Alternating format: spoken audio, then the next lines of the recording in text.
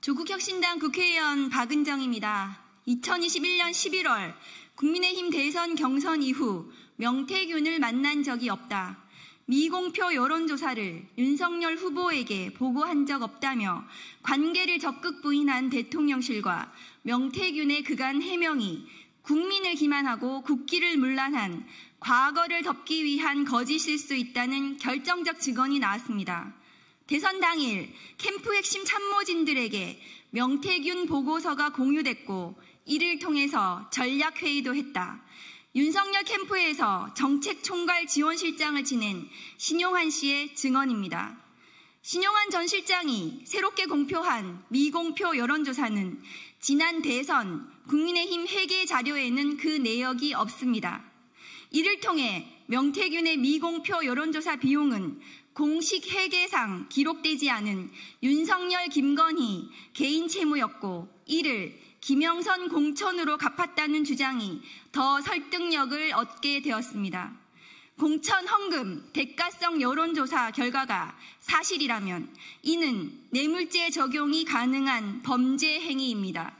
뇌물죄 중에서도 가장 죄질이 나쁜 수뢰후 부정처사죄를 물어야 합니다. 특정 범죄 가중 처벌 등에 관한 법률상 수뢰액이 1억 원을 넘기면 무기 또는 10년 이상의 징역을 처하도록 되어 있습니다. 김영선 공천 뇌물로 의심되는 미공표 여론조사는 대선 당일 윤석열 캠프 핵심 참모진들의 전략 상황회의 회의 자료로 쓰였다고 합니다. 당시 윤석열 대선 캠프에서 아침에 진행한 전략 상황회의 멤버로는 윤재옥, 이철규, 김호진, 박민식, 이상휘, 강명구, 김은혜 등 여권 내 핵심 캠프 관계자들이 총망라되어 있습니다.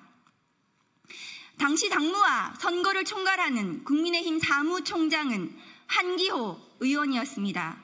모두 여권에서 중책을 맡고 있는 분들입니다. 그 책임에서 자유로울 수 없습니다.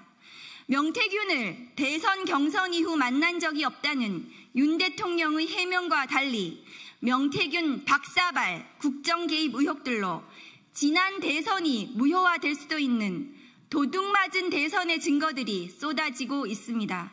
검찰과 공수처는 윤석열 대선 캠프의 정치자금법 위반과 뇌물 혐의를 신속하게 규명해야 합니다. 국민의힘은 지난 대선 과정의 불법을 국민들께 사죄하고 진상규명에 적극 협조해야 할 것입니다. 명태균 선생님을 따르는 희대의 검찰총장을 대선 후보로 만든 국민의힘은 스스로 보수 괴멸의 길을 자처했습니다.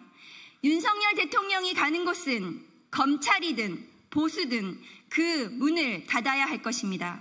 이제 국민의힘은 윤석열 대통령을 제 손으로 도려내야 살 수 있습니다. 더 이상 주저하지 말고 윤석열 대통령의 국민기망, 국기문란, 불법 대선 비리 의혹 규명에 동참해 주기를 바랍니다. 그것이 불법 대선 의혹이 강력하게 제기되는 현 상황에서 국민들께 사죄하는 공당으로서의 최소한의 책임이자 도리일 것입니다. 2024년 10월 28일 조국혁신당 국회의원 박은정.